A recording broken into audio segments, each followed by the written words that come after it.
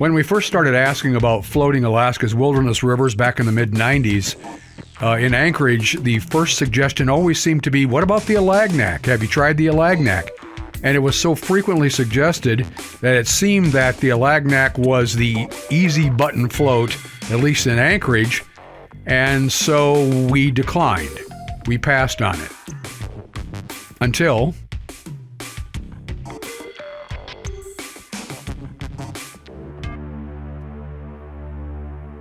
designated wild and scenic, the Alagnak flows through the Katmai National Reserve, immediately adjacent to the bear-famous Katmai National Park.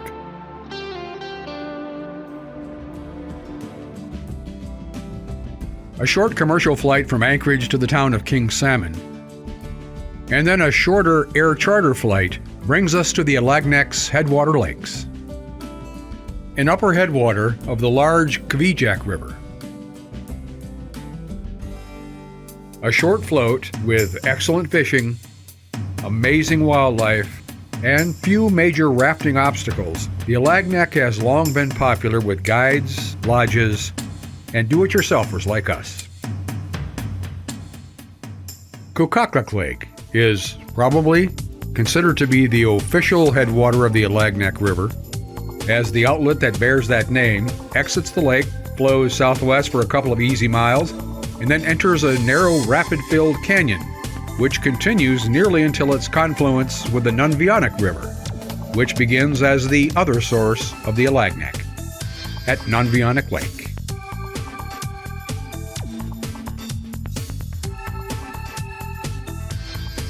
Avoiding the canyon and the possible portages of the Alagnak Lake put-in, the Nunvianek launch sees a bit of traffic. By quiet and isolated Alaskan standards, at least. And that's where our adventures began.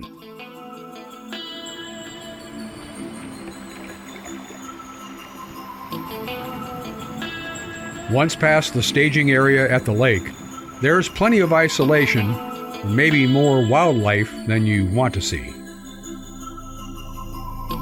And decent fishing, too. But first we had to learn a thing or two.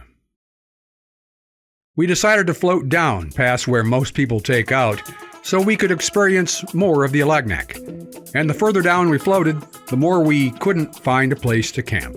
And after hours of floating without seeing one hospitable camp spot, we spotted this abandoned barge, and the devil whispered into our ears, "It's high and it's dry.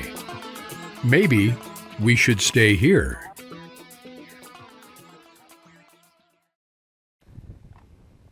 Well, we changed our mind, which is actually a good thing since we finally stumbled on this place, which had been cleared out by someone for camping purposes before.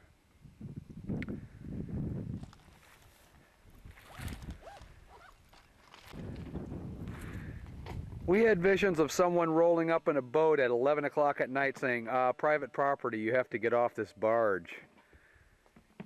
And then having no choice but to get in the boat at 11 o'clock and float.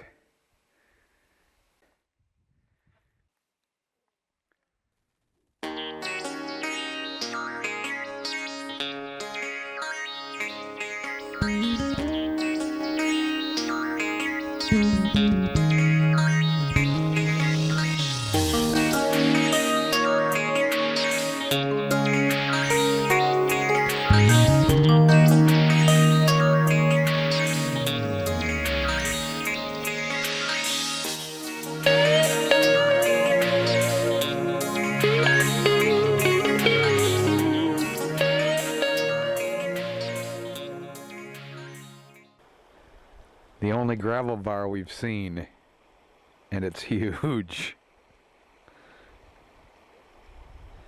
Home sweet home for 2 nights.